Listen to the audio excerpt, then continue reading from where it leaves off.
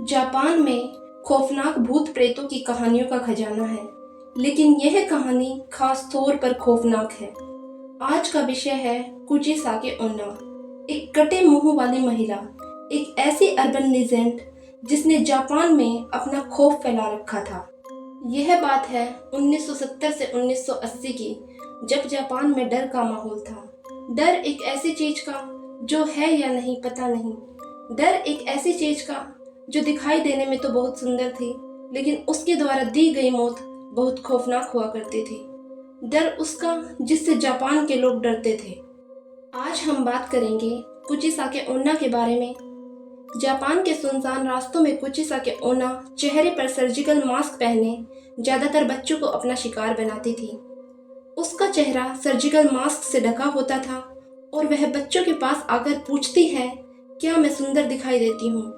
सुनने में यह सवाल एक मामूली सा सवाल लगता है, लेकिन इस सवाल का जवाब शायद सबसे मुश्किल हो सकता था, क्योंकि इस सवाल का जवाब आपकी जान भी ले सकता है और बचा भी सकता है।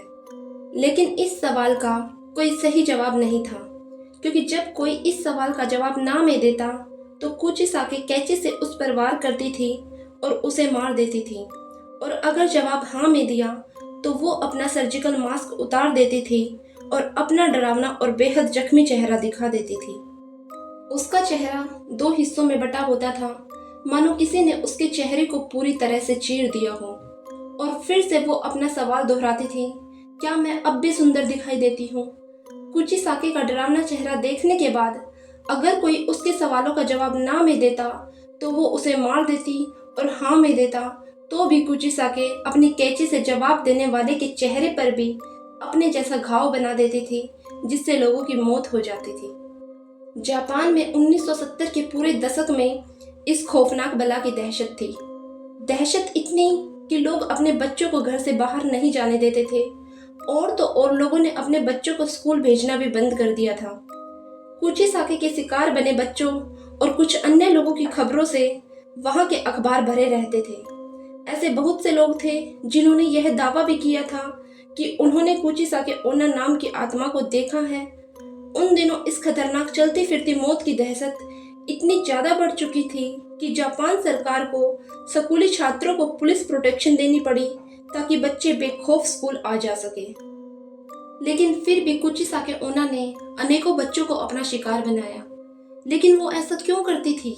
आखिरकार क्या थी इसकी कहानी? यह कहानी शुरू होती है जापान के ईरान पीरियड के दौरान, लगभग 1200 से 800 साल पहले, जापान के एक छोटे से गांव से। उस गांव में एक खूबसूरत औरत रहती थी जिसे अपनी खूबसूरती पर बहुत नाज था। वो अपने पति के साथ रहा करती थी, जो कि एक समुराई था। युद्ध के दौरान उसे युद्ध में भाग लेने के लिए जाना पड़ा। जब वह युद्ध से वापस आया तो उसने अपनी खूबसूरत पत्नी को किसी गैर व्यक्ति के साथ आपत्तिजनक स्थिति में पाया। यह देखकर वो समुराई बहुत क्रोधित हो उठा और अपनी तलवार के एक ही वार से अपनी बीवी को पूरी तरह से घायल कर दिया। तलवार के घात से उस औरत का मुंह बुरी तरह से फट गया। इतना करके वो समुराई हमेशा हमेशा के लिए अपना घर छोड़कर चला गया।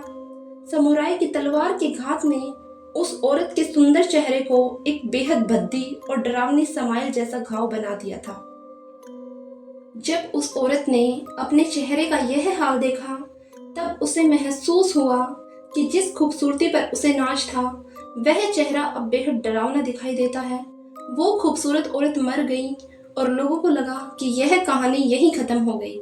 लेकिन लगभग 800 साल बाद वो फिर से जाग गई और एक खतरनाक रहस्य बन गई, जिसे कहते हैं कुचिसाके ओन्ना।